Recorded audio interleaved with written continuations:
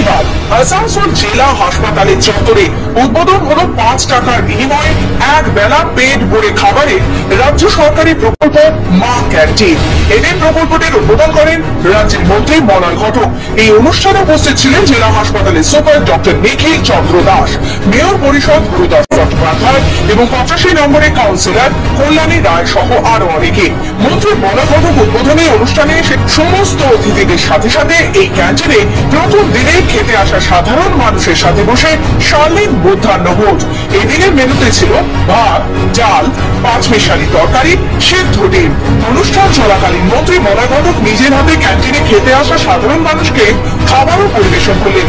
মন্ত্রী মলয় ঘটক বলেন, মুখ্যমন্ত্রীর অনুপ্রেরণায় দুস্থ মানুষদের জন্য সারা রাজ্য জুড়ে মাত্র 5 টাকা বিনিময়ে এক বেলার জন্য পেট ভরে খাবারে টাকায় যে ভাত, এই যে আপনি দেখতে পাচ্ছেন এখানে ডিম, সবজি, ডাল সমেত, এটা কিন্তু আমাদের নেত্রী মমতা বন্দ্যোপাধ্যায় মা ক্যান্টিন খালি জেলা হাসপাতাল নয়, সারা পশ্চিমবঙ্গে এইটা আছে।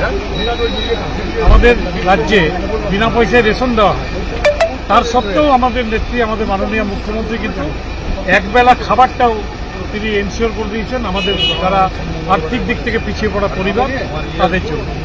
হাসপাতালে তো আরো বেশি কাজে লাগবে, কারণ এখানে প্রচুর মানুষ আসেন, রোগী ভর্তি থাকে, তারা চট করে বাইরে বেরোতে পারে না, এখানেই তারা 5 টাকাতে খাবার পেয়ে।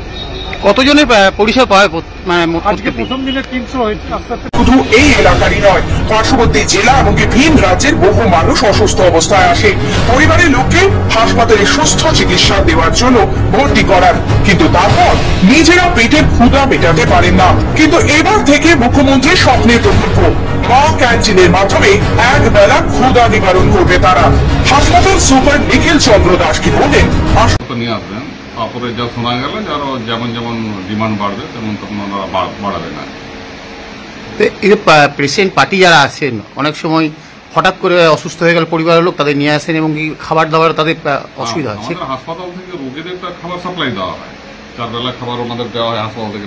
রোগীর পরিবারে রোগীর পরিবার বহুত গরিব মানুষ থাকে, যাদের হচ্ছে কি খাওয়া দাওয়ার অসুবিধা হয়ে যায়। এখানে বাইরে খাবার পাওয়া গেল, আমাদের এখানে টেন্ডার করা ক্যান্টিনও আছে, কিন্তু তাদেরটা তাও তো একটু রেট আছে, কিন্তু এখানে হচ্ছে